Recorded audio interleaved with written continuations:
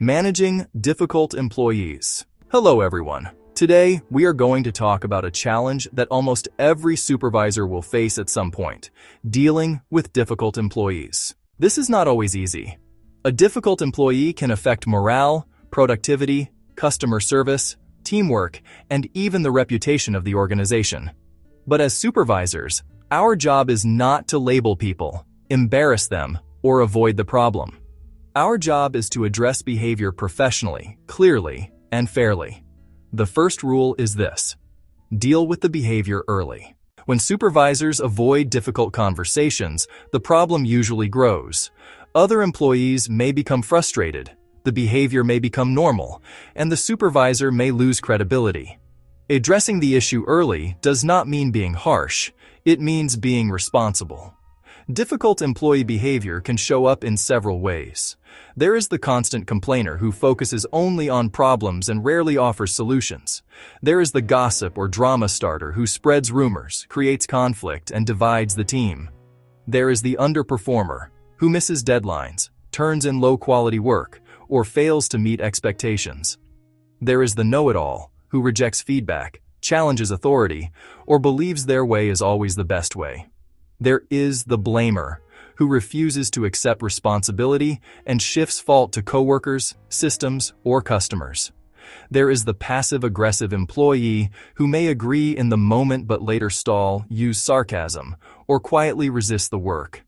And there is the boundary crosser, who ignores policies, arrives late, takes extended breaks, or acts in ways that are unprofessional or unsafe. Each situation may be different, but the supervisor's approach should be consistent.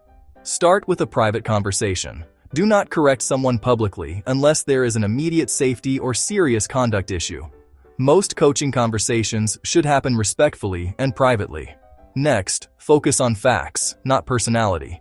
Instead of saying, "You have a bad attitude," say something specific, such as, "In yesterday's meeting, you interrupted 2 co-workers and dismissed their suggestions before they finished speaking." Instead of saying, "You are lazy," say, "The last 3 reports were submitted after the deadline, and 2 of them were missing required information." Facts are harder to argue with, and they keep the conversation professional. Supervisors should also practice active listening. Sometimes difficult behavior is connected to confusion, stress, lack of training, unclear expectations, or feeling disconnected from the team. That does not excuse the behavior, but it may help explain it. A good supervisor might ask, "Help me understand what is getting in the way," or "What support do you need to meet this expectation?" After listening, the supervisor needs to clearly explain what must change. Employees should know exactly what is expected, when improvement must occur, and what may happen if the behavior continues. This is where an action plan can help. The supervisor and employee can identify specific steps, needed support, deadlines, and follow-up meetings. When employees help create the plan, they are more likely to take ownership of it. Documentation is also very important. Supervisors should keep accurate records of performance concerns, coaching conversations, agreed-upon action steps, deadlines, and follow-up results. Documentation protects the employee, the supervisor, and the organization because it creates a clear record of what happened. If the behavior does not improve, disciplinary action may be necessary. This should be handled according to company policy and, when appropriate, with guidance from human resources. Discipline should be fair, consistent, and based on documented behavior, not emotion, frustration, or personal conflict. The key point is this: difficult employees should be managed with both accountability and respect. A strong supervisor does not ignore problems, but also does not attack people. The focus should be on behavior, expectations, support, improvement, and consequences. Supervision requires courage.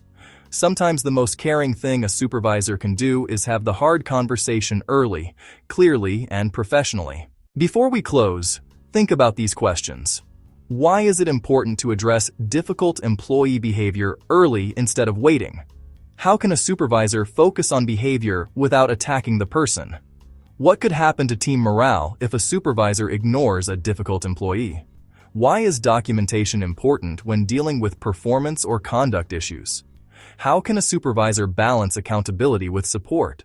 Remember, managing difficult employees is not about winning an argument.